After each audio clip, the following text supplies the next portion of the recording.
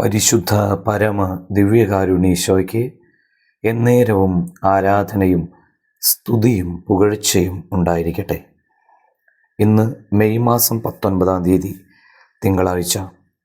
പുതിയൊരു പ്രഭാതം ജീവിതത്തിലേക്ക് നൽകി കൂടുതൽ നമ്മെ സ്നേഹിക്കുന്ന നല്ല തമ്പുരാന് നന്ദി പറഞ്ഞ് പ്രാർത്ഥിക്കാം. ഈ പ്രഭാതം കാണാൻ സാധിക്കാതെ കഴിഞ്ഞ രാത്രിയിൽ മരണം മൂലം വേർപെട്ടു പോയ എല്ലാവരുടെയും ആത്മശാന്തിക്കായി പ്രാർത്ഥിക്കാം. ഇന്നത്തെ നമ്മളെല്ലാ പ്രാർത്ഥനകളും വിശുദ്ധ ബലിയർപ്പണങ്ങളും വഴി ശുദ്ധീകരണ സ്ഥലത്തിലെ ആത്മാക്കൾക്ക് ആശ്വാസം ലഭിക്കാൻ ഇടവരുത്തട്ടെ.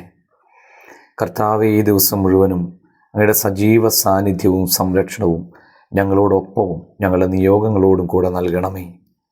ലൂക്കാ സുവിശേഷം 11-ാം അധ്യായം 29-ാം വചനം ധ്യാനിക്കാം. ഈ തലമുറ ദുഷിച്ച തലമുറയാണ്, ഇത് അടയാളം അന്വേഷിക്കുന്നു.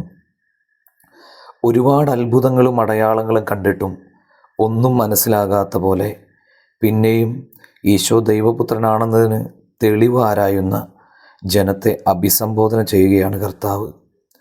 ഇന്നും അടയാളങ്ങളും അത്ഭുതങ്ങളും കാണുന്നിടത്തേക്ക് ഓടുകയാണ് ദൈവജനം. അത് നല്ലത് തന്നെ.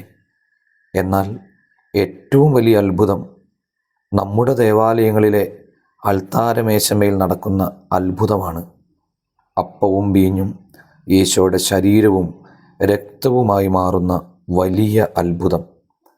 പക്ഷേ വേണ്ടത്ര വില ഈ അത്ഭുതത്തിന് നൽകാൻ പലരും മറന്നുപോകുന്നു. നമുക്ക് പ്രാർത്ഥിക്കാം.